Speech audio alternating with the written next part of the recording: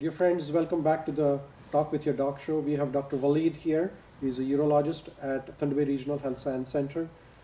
Thank you, Dr. Walid. Thank And you. you have enlightened us about various risk factors for the prostate cancer and various investigations for the prostate cancer. What is the survival rate of the prostate cancer once one is diagnosed with the prostate cancer? I have to say it's quite good. I always tell the patient, you know what, you don't have to start worrying about anything for now. It's a slow disease. It's a very slow disease. Right. And usually I tell the patients, you most of the time you outlive Yes, the prostate cancer. So like 5 year survival is almost 100%. 100%, right. And then if you go like for 10 years, like 97, 98%, and same like for 15 years it goes a little bit lower than that. Okay. But but also it all depends on the grading of the stage of the disease. Right. So if you're coming in with like an end stage disease because of the late diagnosis, probably your 5 year survival will be way less than someone who's just coming in with the initial investigation because of a high PSA. So prostate cancer has a good survival rate, almost 100% for the 5 years and more even further. Yeah. Now, what are the treatment options for the patients with the prostate cancer? I mean, we have read and heard about watchful surveillance, surgery, chemotherapy, radiotherapy, hormonal therapy, and new vaccine available. So can you please tell us about the watchful follow-up or careful follow-up or active surveillance? Can you please tell us who is eligible for it? So we have two different entities. One is watchful waiting and the other one is active surveillance.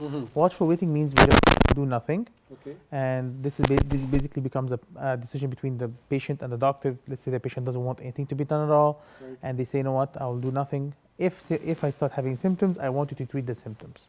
So we're not treating the cancer. So watchful waiting means patient can decide or doctor can recommend that this is an option? It's a discussion between the patient and the doctor. Okay. Active surveillance means someone is having a low risk disease. Like they have prostate cancer, but it's a low risk prostate cancer. It means it's a Gleason score of 6, for example, out of 10.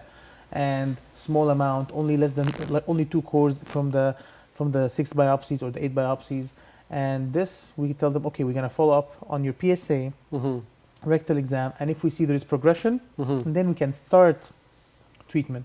Okay. So basically, you're delaying treatment if till the point that there is progression. Right. Until that point, you don't do anything, but you're just you're following the patient, Right. which is different from the watchful waiting where you do nothing. Okay. So watchful waiting or active surveillance, what are the advantages of this treatment and what are the disadvantages? So for watchful waiting, there was a study done, it's called the Scandinavian study, and it has shown that patients who are doing watchful waiting usually don't do as well. Okay. Because they basically come back when it's too late to has progressed too much, Right. and becomes a hard thing to treat. While active surveillance, it is recommended for Right. patients who are basically are going to be following the rules and coming to the follow-ups. Follow-up For regularly. patients with low-grade cancer and small amount of disease, then we do the active surveillance to see.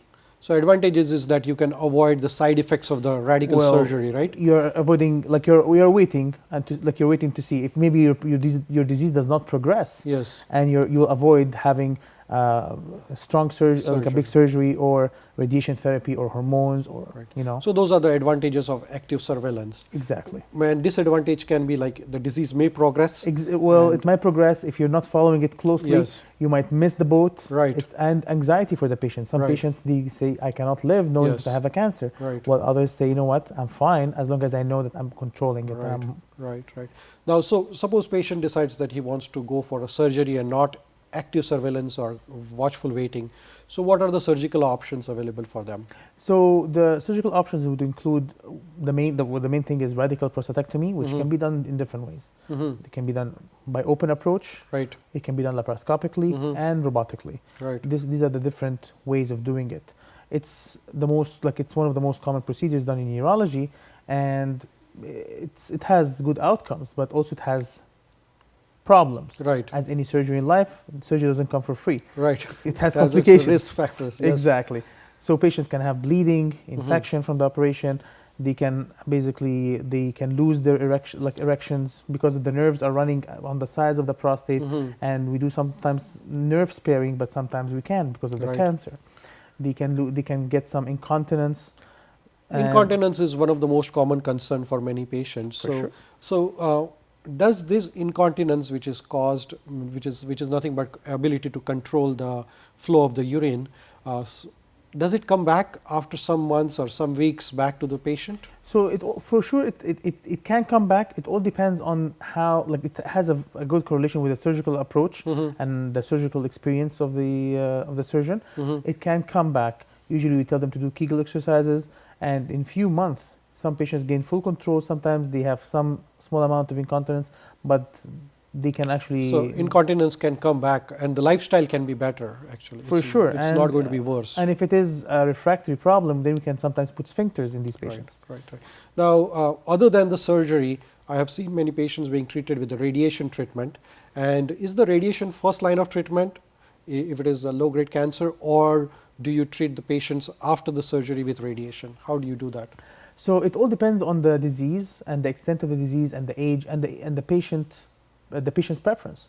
Some patients don't want surgery; they want to go for radiation. So radiation is like, it can be first line for sure. It's not only surgery. Radiation can be first line, especially for lower grade of cancer, and even in the higher grades of cancer where we think we cannot, with the surgery alone is not going to be controlling. So sometimes we just do the surgery. We do the radiation, thinking that it would give us a good control. So low-grade cancer, which can be treated just with radiation, or the cancer which has spread and it is very difficult to treat with surgery, we can treat with the radiation. Exactly. So the radiations can be external beam, and there is the brachytherapy, which is basically we implant certain like small implants in the prostate, and this actually emits like the radiation and kills. So sometimes we even do combined approach between the brachytherapy and the external beam from outside. Oh, wonderful.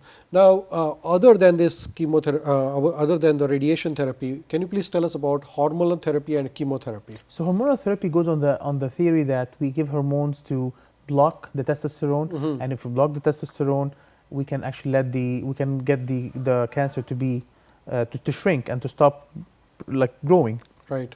So there are medications available? There are medications. We have medications that blocks the testosterone itself, and we have medication that blocks the production of testosterone. So there are many different types of medication that we can use, and the problem, like the side effects of these medication, they can, like, you get weaker, like, as if you're going through andropause. You don't have any more testosterone, so the muscle weakness, the person can age, and they have high correlation with cardiac disease as well. So this hormonal treatment will not cure the patient, but it will reduce the progress of the cancer? It's basically I'm putting a hold on the cancer, right?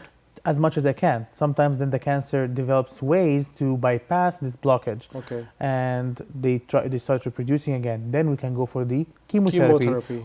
Chemotherapy, or there is even now newer drugs also taking care of hormones, but on a stronger level. There's a drug called abiraterone. There's another drug called enzalutamide. They're like complete blockade, very strong medications and they're gaining popularity. As well as the non-conventional chemotherapy, which is usually in the castrate resistant, when the hormones are not doing enough to stop the cancer, then we can give chemotherapy in cases where the cancer has spread. Okay. Can you please briefly tell about the vaccine for the prostate cancer? We have heard about the vaccine. So what is the vaccine, and how to use it? So the vaccine, basically, it's Suplusil.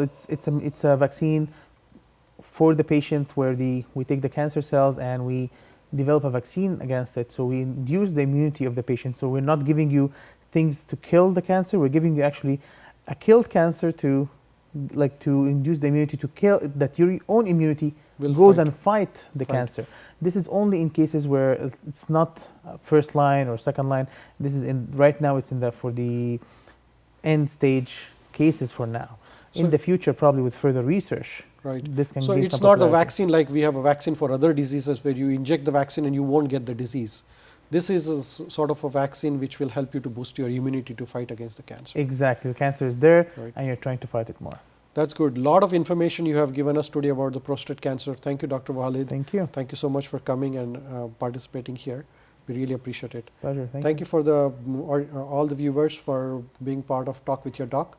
We will come with you with the next show with the colon cancer and its diseases. Thank you.